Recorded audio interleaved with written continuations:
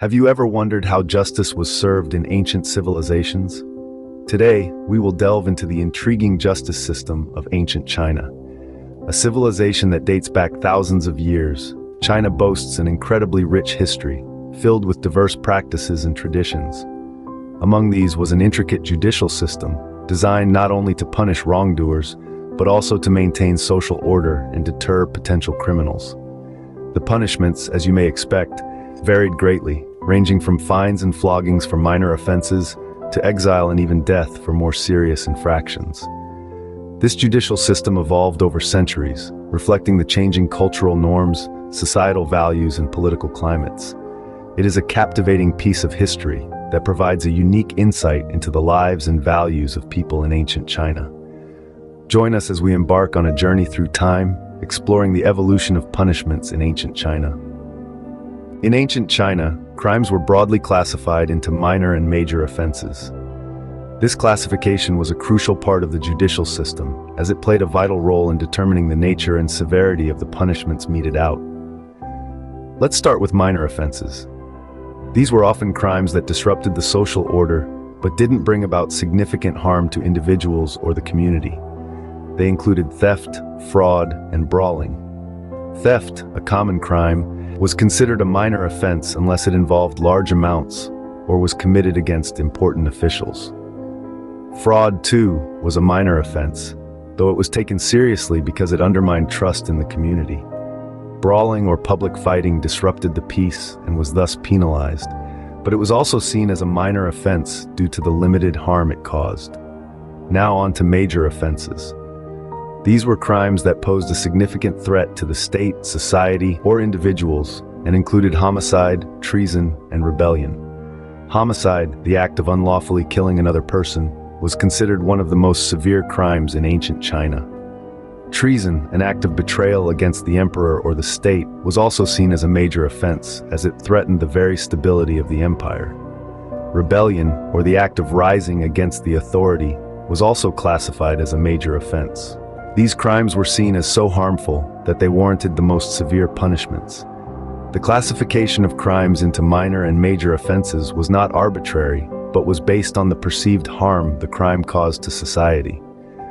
The more harm a crime caused, the more severe it was considered, and the harsher the punishment it attracted. The severity of the crime determined the severity of the punishment, a concept that still holds true today. Depending on the crime committed, a range of punishments was meted out in ancient China. For those found guilty of minor offenses in ancient China, penalties could be as simple as fines. These were usually monetary penalties levied on the offender, and the amount often depended on the severity of the crime. In some cases, the guilty party could pay off their debt to society and walk free, while others might find themselves working off their debt in service to the state or to the aggrieved party. Flogging, too, was a common punishment for minor offenses. This was a physically painful penalty, often carried out in public, serving not only as a punishment for the guilty party, but also as a warning for others. The number of lashes typically depended on the severity of the crime, and the punishment was designed to inflict pain without causing lasting physical harm. Imprisonment was also a possibility, especially for repeat offenders or those who committed more serious minor offenses. Prisons in ancient China were not like the prisons we know today. They were often dark, cramped, and squalid places, where prisoners were kept until they had served their time or paid off their fines. For major crimes, the punishments were much more severe. They included the death penalty, often carried out publicly to serve as a stark warning to others. The methods of execution varied, but they were all designed to be swift and, in many cases, brutal. Exile was another punishment for major crimes. The guilty party was banished from their home, often sent to distant parts of the empire or even beyond its borders. This was a severe punishment, as it not only isolated the offender from their community, but also forced them to live in harsh and unfamiliar conditions. Enslavement was also a possible punishment.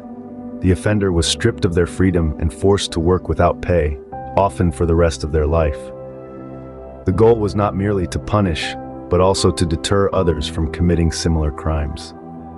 Torture was a commonly used method to extract confessions or punish criminals in ancient China. This gruesome practice was seen as an effective way of getting to the truth of a matter or ensuring justice was served. Though it may be hard for us to comprehend today, it was a grim reality in that era. Methods of torture varied greatly. Some involved physical pain, such as whipping or the use of the pillory. Others were psychological, designed to break the spirit rather than the body. These could include isolation, public shaming, or even the threat of more severe punishment. The goal was always the same: to make the perpetrator confess or pay for their crimes. Capital punishment, the most severe form of punishment, was reserved for the most heinous crimes. It was seen as a necessary evil, a way to maintain order within society and instill a fear of the law. The methods used for execution were equally varied and brutal. Drowning was one method, considered relatively humane compared to others. The condemned would be tied up and thrown into a body of water. The idea was to give the person a chance of survival, although slim, and thus an opportunity for divine intervention. Execution by firing squad was another method. A group of archers would shoot the condemned from a distance. The idea behind this was to distribute the act of killing among several people, lessening the individual guilt. Decapitation was also used. This method was swift and considered more honorable than others. It was often reserved for nobles or high-ranking officials convicted of serious crimes. Despite its harshness, capital punishment was deemed necessary to maintain order and instill fear of the law. It was a grim reminder of the consequences of breaking the law in a society that valued order and harmony above all else. The penal system in ancient China had a significant impact on society. It was meticulously designed to act as a deterrent to potential wrongdoers, with the intention of maintaining public order.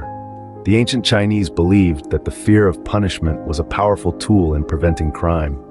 And indeed, the system, with its array of penalties from fines to capital punishment, did succeed in maintaining a level of societal decorum. However, it's crucial to note the severity of the system.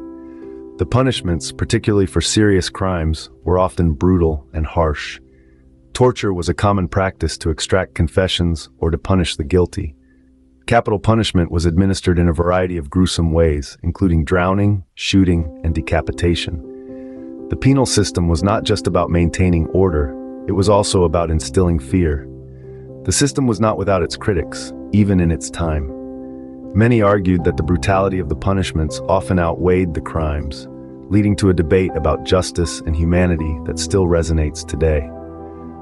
So, while the penal system in ancient China effectively deterred crime and maintained public order, it was also a system marked by severity and ruthlessness.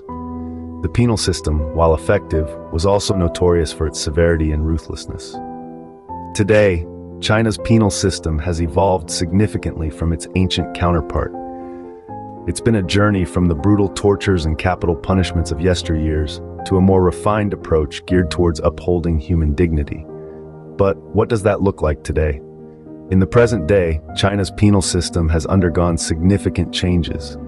The death penalty, while still in effect, is used less frequently. This change is reflective of a global trend towards the abolition of capital punishment, driven by evolving societal values and human rights considerations. Efforts are also underway to implement more humane forms of punishment. The focus has shifted from purely punitive measures to a system that also emphasizes rehabilitation. This includes providing prisoners with opportunities for education, vocational training, and psychological counseling, aiming to help them reintegrate into society upon release.